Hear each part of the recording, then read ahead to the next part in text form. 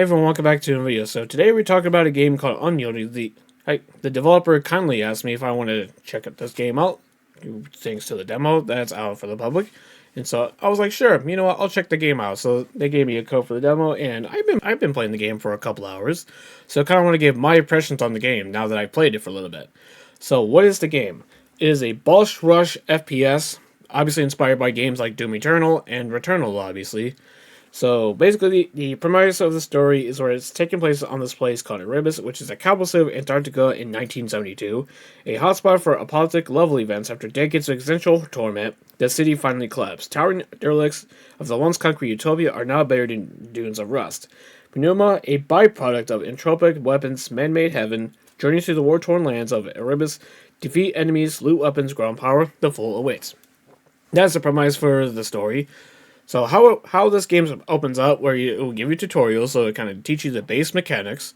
So once you exit the tutorial, each time you load the game up, it drops you into this hub city, where you can actually just talk to various NPCs before you jump into this portal, and then you select what bosses you want to play.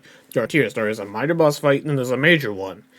With minor, once you kill each enemy, it'll drop various rewards, such as with a minor boss fight, you unlock various perks and ammo. Now, if you manage to take down a major boss fight, you will also unlock new weapons and sometimes a data cache from that boss fight.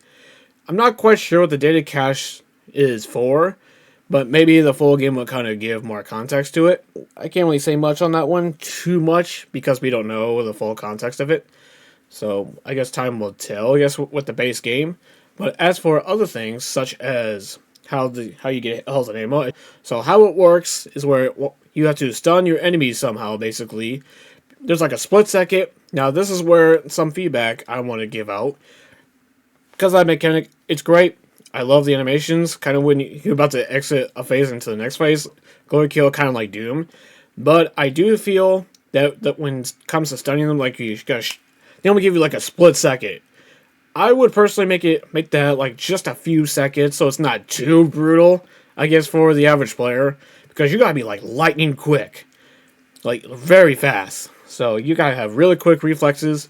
So I would make that just a little more, just kind of fine tune a little more. But I see where they're going with it, and I love the idea. Make it a little longer so people have a little more time to initiate it.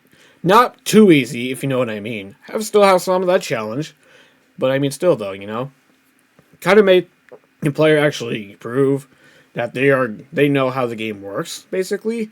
Not too easy, but not too difficult, if that makes sense. So kind of down the middle, if that makes sense. So other than that, though, I don't really have that many complaints about the game so far, based on what we played so far.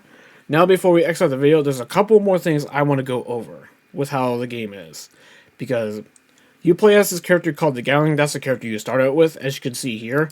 There are 5 other characters that you can mess around with, but they're obviously just a demo. They only let you play with the Gatling, obviously, so I guess time will tell how that one goes. Now, the other thing is, after each run, you unlock XP, and once you have enough XP, you can, upgrade your character.